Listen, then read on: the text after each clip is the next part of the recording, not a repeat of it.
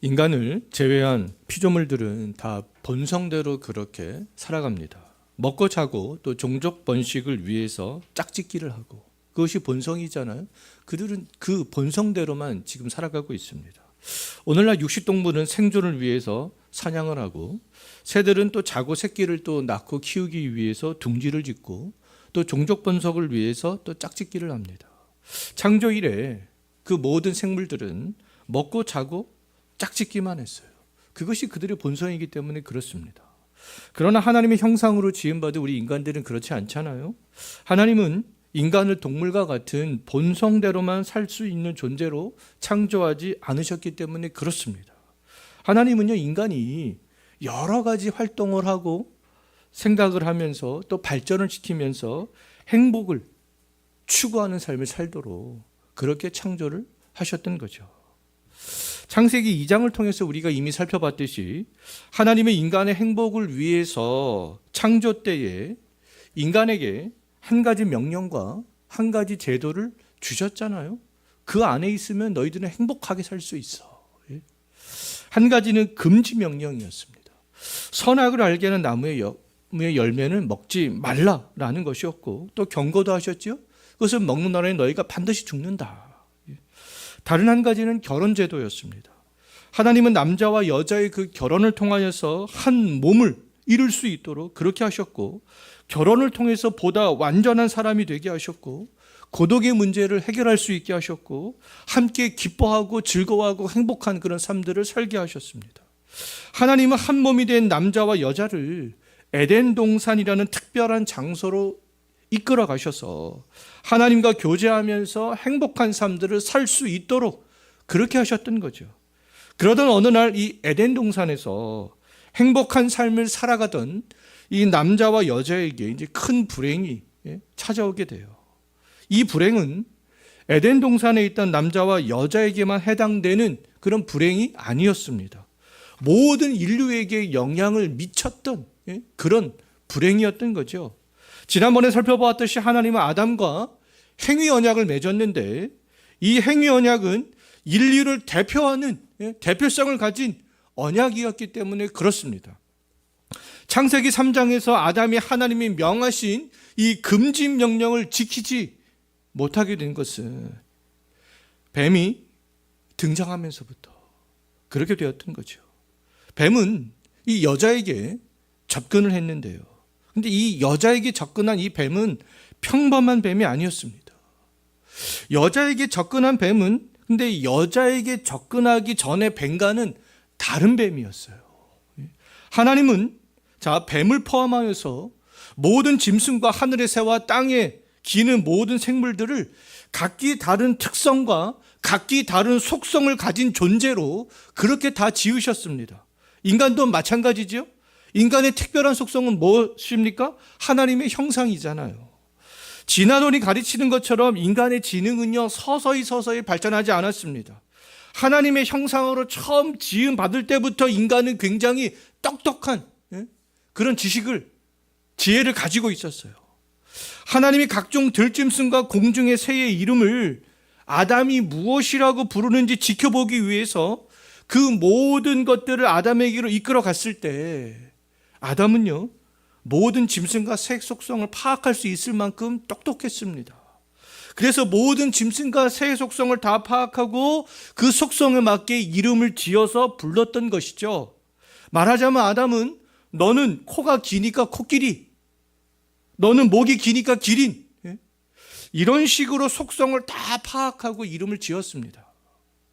아담은요, 뱀의 이름도 지어서 불렀는데, 아담이 뱀의 어떤 속성을 파악하면서 뱀이라고 그렇게 이름을 지어 불렀는지 1절 한번 보십시오. 뱀의 속성은 어떤 속성을 갖고 있어요? 간교함입니다. 간교함. 뱀은 여호와 하나님이 지으신 모든 들짐승 중에 가장 간교했더라, 이렇게 말씀하고 있죠. 우리나라 이 말에서는 간교함이라는 단어가 매우 부정적으로 사용이 되어지지만, 히브리어에서는요, 이 부정적인 의미도 있을 뿐만 아니라 긍정적인 의미도 갖고 있습니다. 매우 현명하고 매우 영리하다, 이런 긍정적인 의미도 간교함이라는 단어 가운데는 그 의미가 내포가 되어져 있습니다. 일례로 잠언 14장 15절 말씀을 보게 되면 슬기로운 자는 자기의 행동을 삼가한다, 이런 말씀이 있습니다. 여기서 말씀하고 있는 이 슬기로움이 창세기 3장 1절에서 말씀하고 있는 간교와 같은 단어가 되겠습니다. 슬기로운이 히브리어는 아룸 이렇게 되어져 있고요.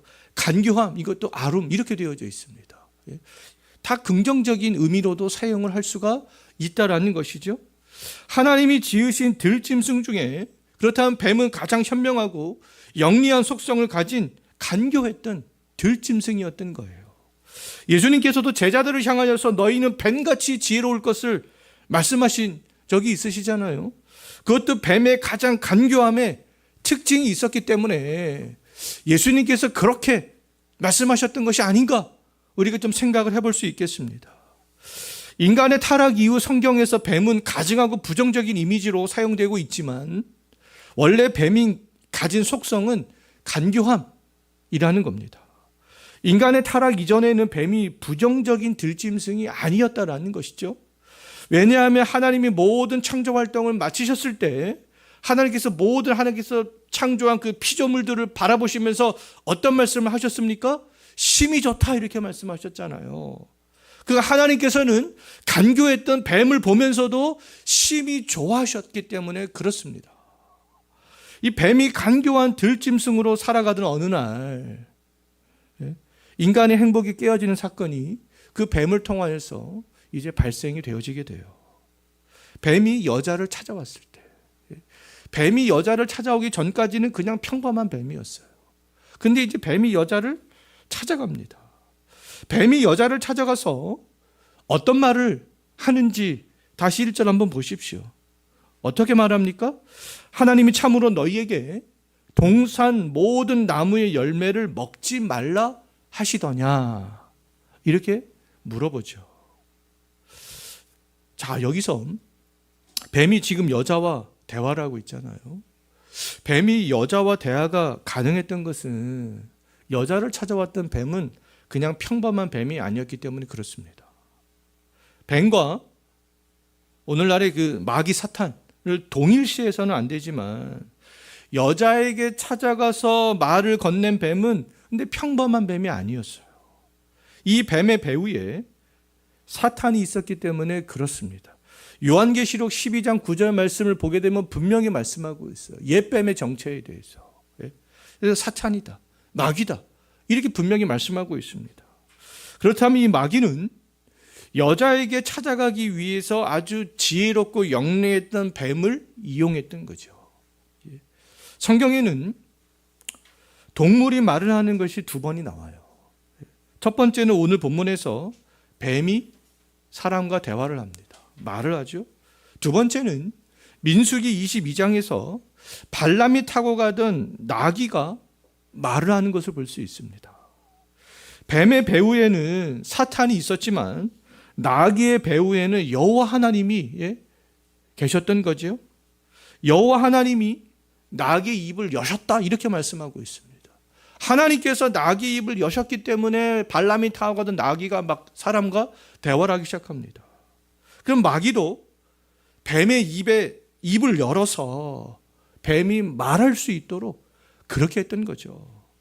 우리는 창세기 1장과 2장을 통해서 살펴봤듯이 세상을 말씀으로 창조하신 하나님은 충분히 나귀의 입을 열어서 말을 하게 할 수 있는 능력이 있으신 분이잖아요. 자, 마귀는 어떨까요? 마귀 사탄. 마귀와 사탄은 동일어가 되겠는데 마귀에게도 충분히 그런 능력이 있습니다.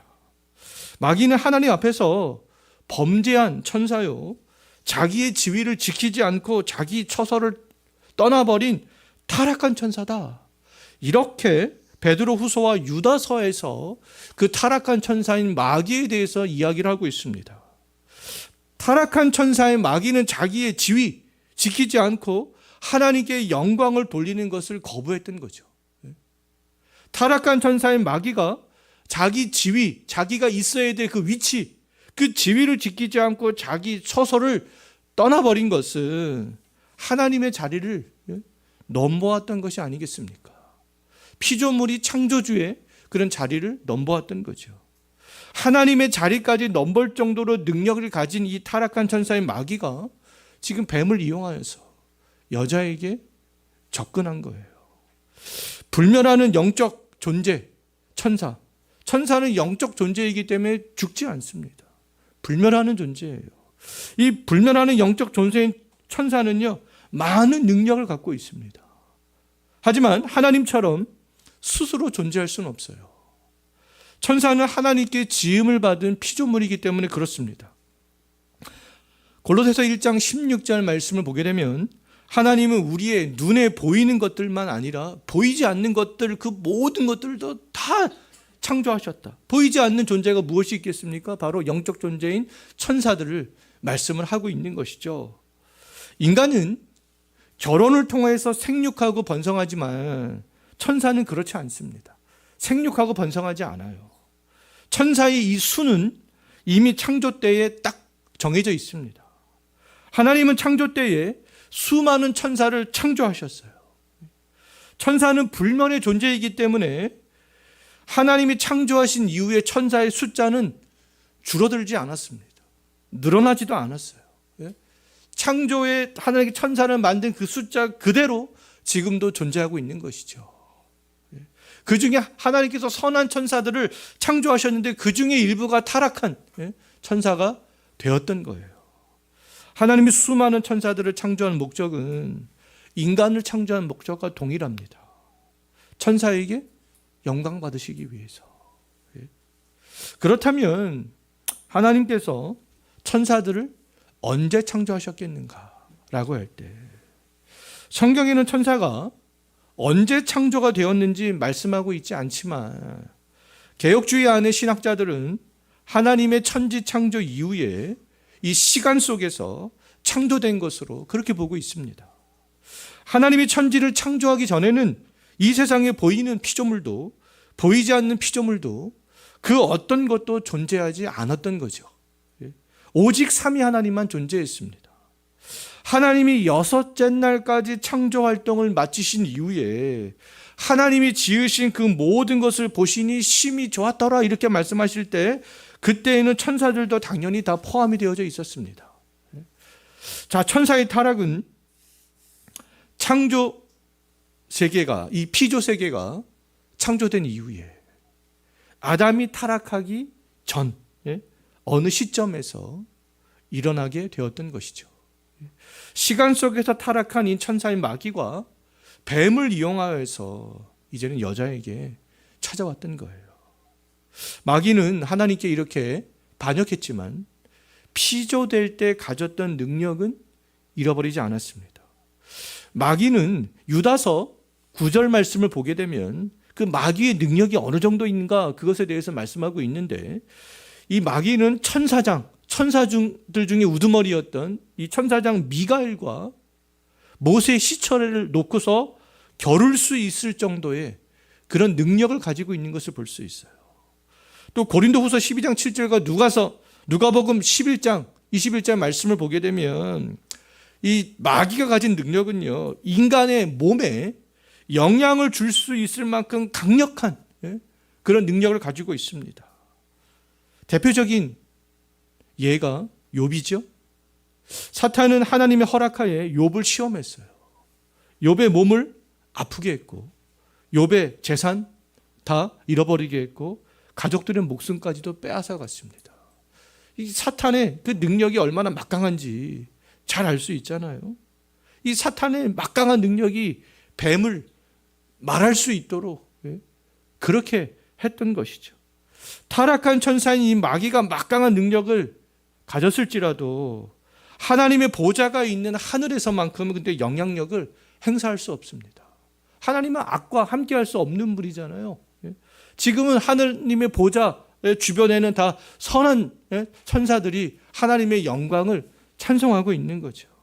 그러면 이 타락한 천사의 마귀가 영향력을 행사할 수 있는 것은 어디밖에 없겠습니까? 이 피조세계밖에 없는 거 아니겠어요? 이 세상에서만 그 영향력들을, 막강한 영향력들을 행사할 수 있다라는 것입니다. 때문에 마귀가 어떻게 불리워지고 있냐면 이 세상에서 막강한 영향력들을 행사하기 때문에 이 세상의 임금으로 그렇게 불려지고 있고요. 이 세상의 신으로 그렇게 불려지고 있고 공중 권세 잡은 자로 그렇게 불려지고 있습니다. 이 사단이 활동하는 터전은 이 세상이라는 거죠. 막강한 영향력을 가진 마귀가 그럼 세상에서 하는 일은 어떤 일들을 하겠습니까? 하나님을 대적하는 일들. 그 일들을 여전히 하고 있다는 거예요. 하나님을 직접적으로 대적할 수 없으니 인간을 통해서 이 세상에서 대적하고 있는 거 아니겠어요? 마귀가 하나님이 창조한 피조물 중에서 인간을 공격하는 것은 인간이 하나님의 형상을 가지고 있기 때문에 그렇습니다. 마귀는 수단과 방법을 가리지 않고 인간을 공격을 하는 것이죠. 세상을 하나님 대신 그 인간이 대리 통치하고 있기 때문에 그렇습니다. 마귀가 인간을 공격하기 위해서 이용하지 못할 것들은 아무것도 없어요. 다 이용할 수 있습니다. 마귀는 불신자들로 하여금 세상 풍조를 따르게 하고 이 신자들을 죄짓도록 유혹하는 그런 일들을 하고 있습니다.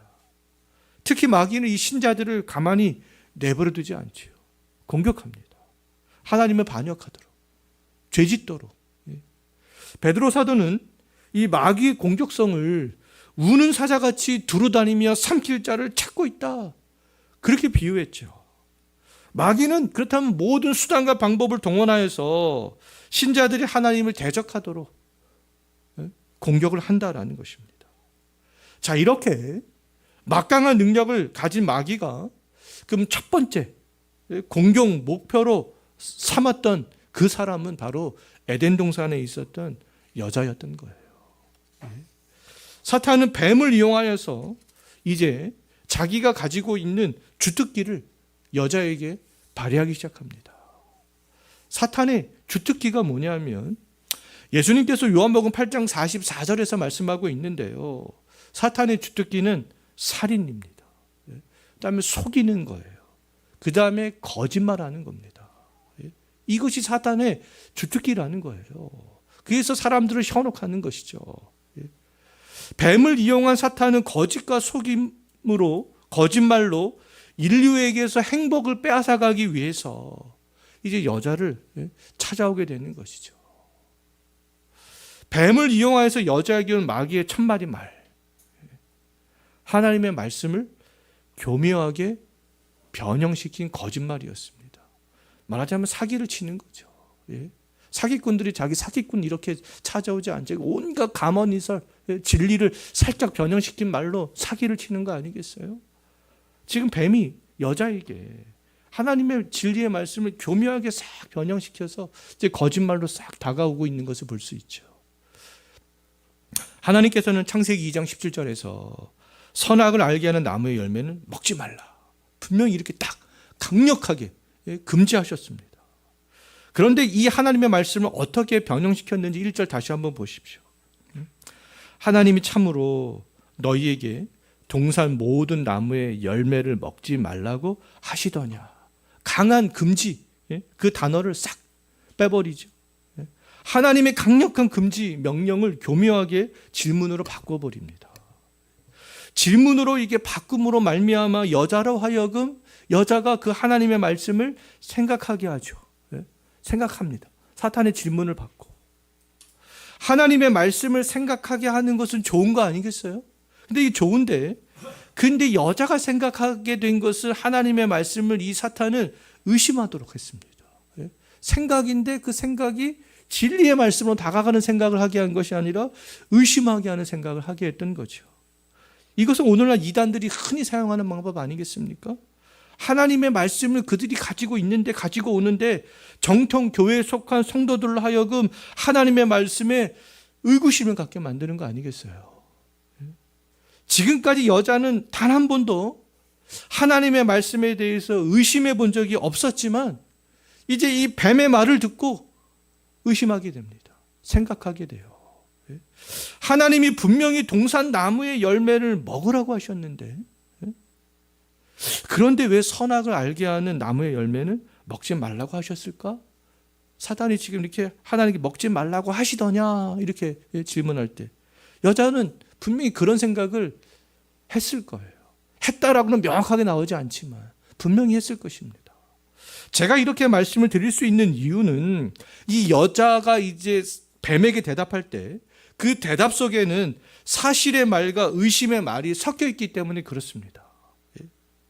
이전에서 여자가 뱀에게 대답한 말은 사실이에요. 사실. 그러나 이 3절에서 뱀에게 대답했던 그 말은 여자가 임의대로 하나님의 말씀을 변형시킨 그런 말이었습니다. 여자는 하나님의 강력한 금지 명령을 임의대로 약화시키는 것을 볼 수 있어요. 반드시 죽는다. 하나님께서 이렇게 말씀하셨잖아요. 그런데 어떻게 바꿨습니까? 죽을까 하노라 이렇게 바꿔버렸던 거죠. 뱀의 말을 듣고 살짝 흔들렸구나. 이것을 우리가 생각을 해볼 수 있겠습니다. 예수님께서도 광야에 있을 때 마귀에게 3번에 걸쳐서 시험을 당하신 적이 있잖아요. 근데 마귀는 하나님의 말씀으로 이때도 예수님을 유혹했습니다. 말씀을 가지고 유혹했어요. 근데 예수님께서는 하나님의 말씀을 이때 조금도 변형시키지 않으시고 정확한 하나님의 말씀으로 이 사탄의 유혹들을 다 물리치셨던 거죠. 자, 사탄은 이렇게 광명의 천사로도 변형할 수 있는 거 아니겠어요? 악한 모습이 아니라 그럴듯한 모습으로. 사탄이 광명의 천사로 가장하는 이유는 성도를 거짓으로 유혹하여서 우는 사자처럼 집어삼키기 위함입니다. 하지만 하나님의 말씀을 가지고 유혹한 이 사탄은 에덴 동산에 있던 여자에게 광명의 천사로 나타났던 것이죠. 무서운 모습이 아니었어요. 광명의 천사. 40일을 금식한 예수님께 먹을 것으로 유혹했던 사탄도 광명의 천사 아니겠습니까? 예수님 40일을 금식했으니까 얼마나 배고픔을 느끼셨겠습니까? 그때 먹을 것으로 사탄이 유혹하죠. 근데 예수님은 흔들리지 않았지만 여자는 흔들렸던 거예요. 여자는 아담이 뱀이라고 이름을 지어준 간교한 뱀의 속성을 잘 알고 있었습니다. 아마 뱀이 무식한 속성을 가지고 있었다면 어쩌면 여자는 쉽게 흔들리지 않았을 수도 있었을 겁니다. 근데 이 뱀의 간교한 속성을 알고 있기 때문에 뱀이 지혜로운 동물인데, 현명한 동물인데, 그 속성을 잘 알고 있었기 때문에 어떻게 보면 더 쉽게 흔들릴 수 있었던 거죠. 오늘날 우리들이 유혹을 당할 때에도 비슷합니다. 그럴듯한 것을, 그럴듯해 보이는 사람에게 나의 이성을 자극하는 약간 변형시킨 말씀에 유혹당하는 거예요. 얼토당토 않은 것은 유혹당하지 않습니다. 그러한 것들이 집요하게 나를 물고 늘어질 때 더욱 유혹당하기 쉽습니다. 에덴 동산의 여자도 그랬던 거죠.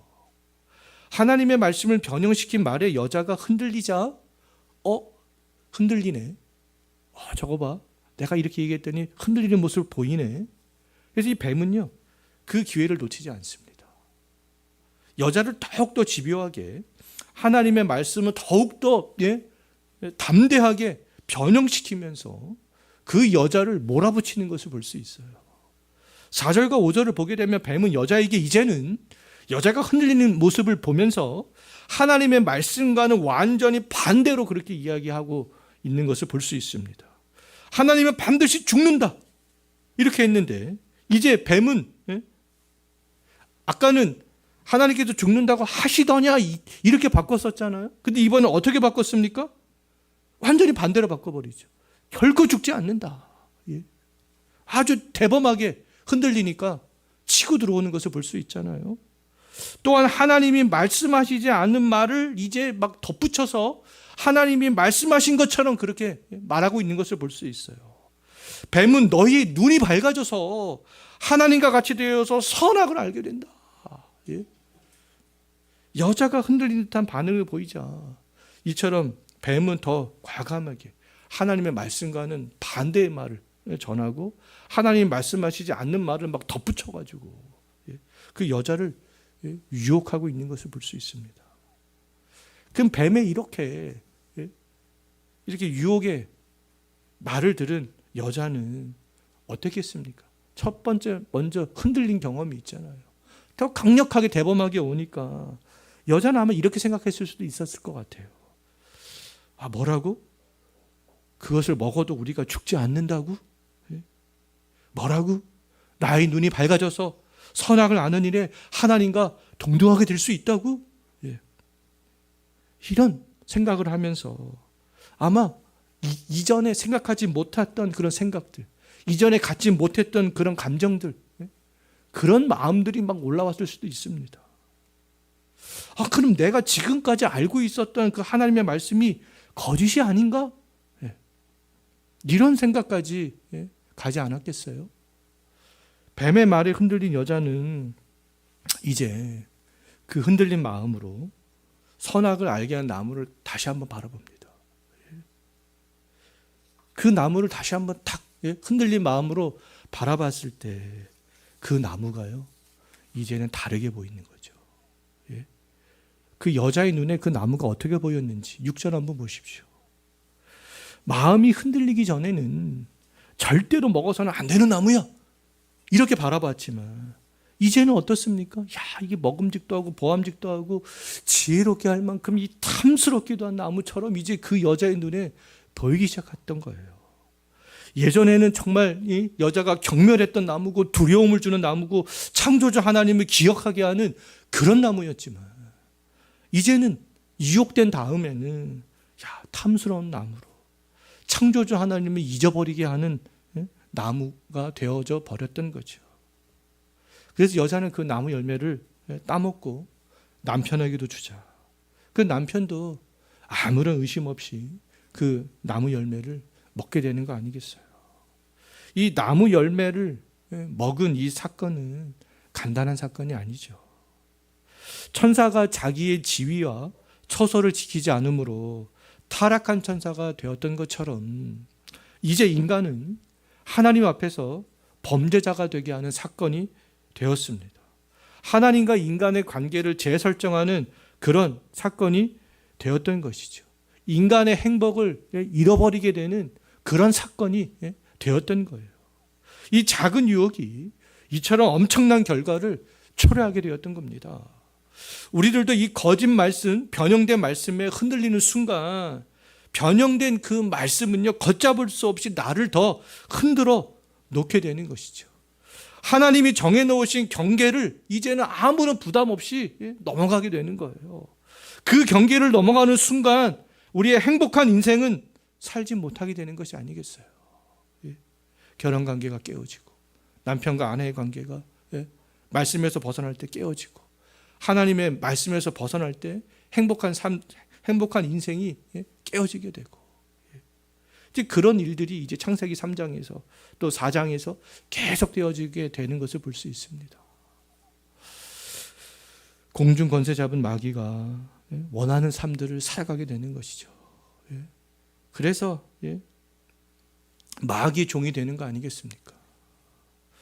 타락한 천사의 마귀는 하나님의 이름과 하나님의 말씀으로 또는 그 어떤 것으로도 가장하여서 유혹할 수 있습니다. 그럴듯하게 유혹하는 거예요.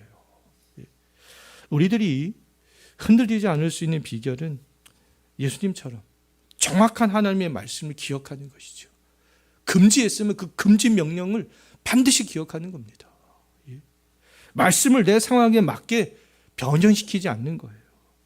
하나님의 불변하신 말씀을 나의 이성에 굴복시키지 않는 겁니다. 나의 이성을 하나님의 말씀에 오히려 복종하는 것이죠. 의심이 수없이 들 수 있잖아요. 뭐라고 그렇다고 간교한 뱀이 나에게 그렇게 말했는데 정말 그런 거야 그런 거야? 그게 아니에요. 강력한 하나님의 말씀을 기억하는 거죠. 예수님처럼 하나님의 말씀의 범위를 넘어가게 하는 것들이 먹음직스럽고 보암직스럽고 탐스럽게 보일 때 조심해야 되는 거 아니겠어요? 예전에는 그렇게 하면 안 돼. 하나님께서 그렇게 말씀하셨지. 그렇게 생각했었는데 말씀이 사단에게 유혹되고 나면 그 생각이 흔들리게 되죠. 바뀌게 되는 거예요. 그래서 그 행동을 하게 되는 거 아니겠습니까? 그런데 말씀으로 깨어 있을 때만이 우리가 그것을 분별할 수 있다는 거예요. 이번 한 주 살아가시면서도 예수님처럼 하나님의 말씀을 정확하게 기억하시면서 그 말씀을 내 삶에 적용하시면서 살아갈 수 있었으면 좋겠습니다. 우리 기도하겠습니다. 하나님 아버지,